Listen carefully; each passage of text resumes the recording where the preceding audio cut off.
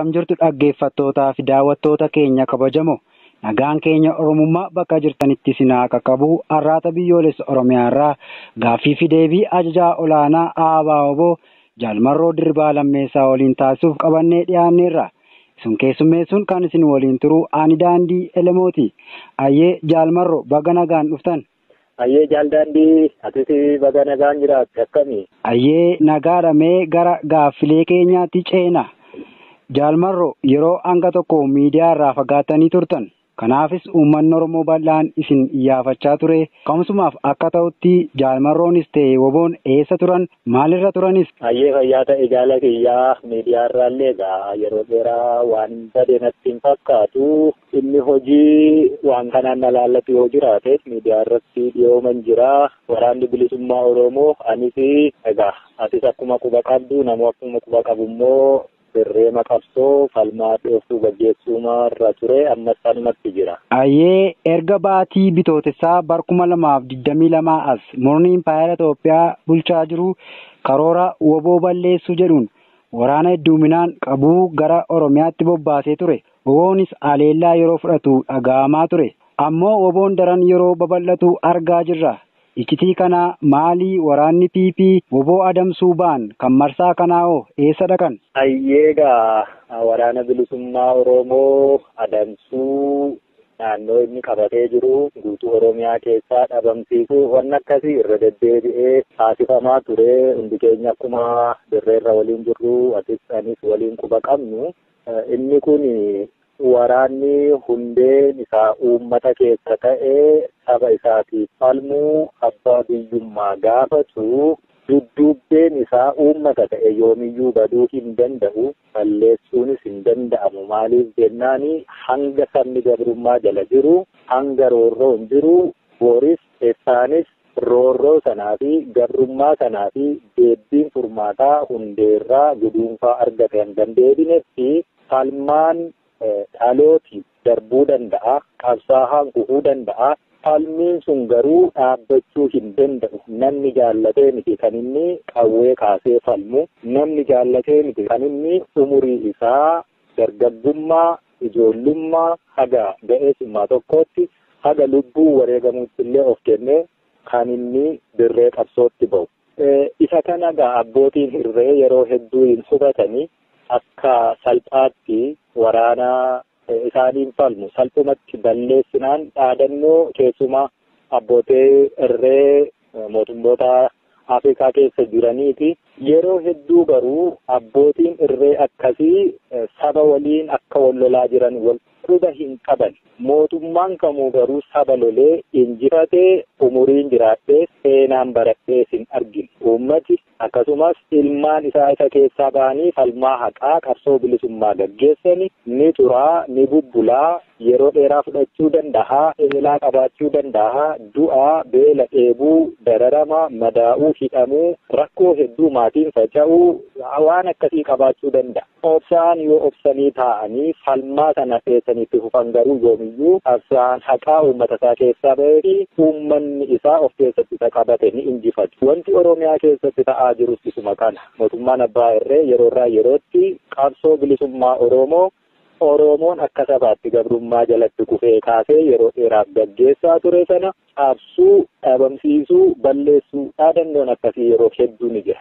Qabsoon garuu toorumaan yoo laalte keessumaa kan Oromoo addi bilisummaa Oromoo qabsoo bilisummaa Oromoo kana jaarmiyaan ibichee iggiteetti godhee akka tarsiimoo siyaasaa fi waraanaa qabatee adeemu erga taasisee asis kan quba qabnu yeroo hedduu duulli baay'ee hadhaawaa ta'e keessumaa ammoo yeroo anaafsi amma qabsoo irra jirru kanatti sadarkaa itti maatiin qabsaa haallee daa'ima isaa waggaa 18 guutee umurii ofii waa murteeffachuu danda'u irra gahee qabsoof ba'ellee sababa daa'ima kanaa maatiin illee sadarkaatti ajjeefamu maatiin illee sadarkaatti hidhamu roorroo hamtuu jala sadarkaatti jiraatu irra qabsoo geesse akkasii gara sanatti illee jijjiiree jira mootummaan abbaa irree amma jiru. Haala kana hundumaayyuu garuu raawwatanii qabsoon bilisummaa fi yeroo tokkittii qofaaf ooyiruu qabsaa'otaa irratti facaatee hanga biqiltee guddattee ija godhattee daraartee ija godhattee firiin sun nyaatamutti baduu hin dandeessu. Amma foolii bilisummaatu Oromiyaa keessatti urgaahaa jira.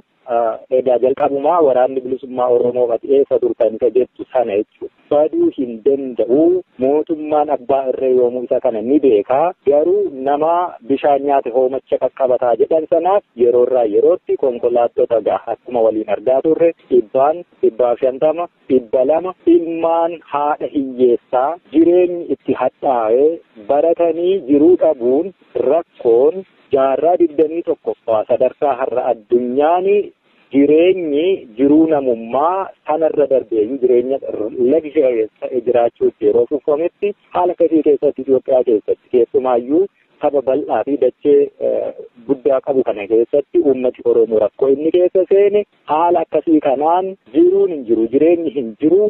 Uummanni kun ilmaan isaa waraana keessatti akka hirmaatan dhakaasifame jala ijoollee akkasiitu teessoo barcuma aangoo siyaasaa namoota dhuunfaa bulguu ta'anii tiksuuf jecha dhumataa jira. Haala akkasiin egaa konkolaattonni hedduun akkuma waliin quba qabnu gara dooniilee waraanni bilisummaa Oromoo keessa socho'anii gidduu galeessaa hanga dhiyaa hanga bahaa hanga kibbaa hanga kaabaatti duulli akkasii kan ture. Duulli kun garuu wayittuu hin baane. Dhaadannoon akkasuma egaa fakkarsuullee jechuu dandeenya waraana bilisummaa Oromoo ijoollee xixiqqoo waliillee galtee jaarmiyaa isitaa hin qabne qawwee waajjira poolisii keessaa fudhattee baate qawwee caccabaa 2-3 qabdu naamusa qabsiisuuf deemna. Fakkarsuu kanaan jalqabee sadarkaa ammaa fakkarsuun sunii sadarkaa waraanni bilisummaa Oromoo kaa'atu argitu keessa jirtu diishqaa hanga mortaaraa harrifiidii